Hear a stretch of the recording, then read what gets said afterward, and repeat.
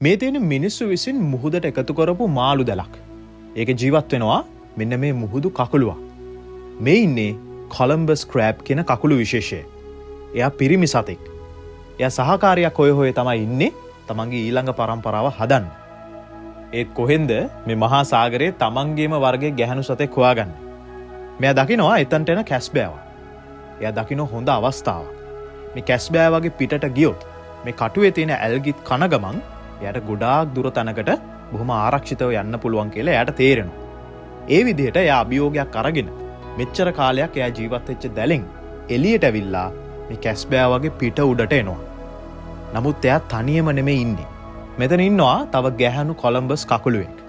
එයාලා ඒ විදිහට ජීවිත කාලෙම මෙතන ජීවත් වෙන්න හිතනවා. කැස්බෑවාගේ පිට එයාලගේ අලුත් පරපුර හදන්න අලුත් ගෙදරක් වෙද්දි ඒකට රිටර්න් එකක් විදිහට එයාලා මේ කැස්බෑවාගේ පිටේ හැදිච්ච ඇල්ගි කාලා ඒක පිරිසිදු කරනවා. දැක්ක නේද? අපිට ප්‍රශ්නයක් වෙච්ච සමහර දේවල් වලට සබහාදාම උත්තර හොයාගෙන තියෙනවා. ජීවය මාර්ගයක් හොයාගන්නේ කියලා කියන්නේ අන්න ඒකට තමයි. මේ වගේ නොදන්න දේවල් ගොඩක් වීඩියෝ බලලා ඉගෙන ගන්න සිංහල පීඩියත් එක්ක එකතු වෙන්න.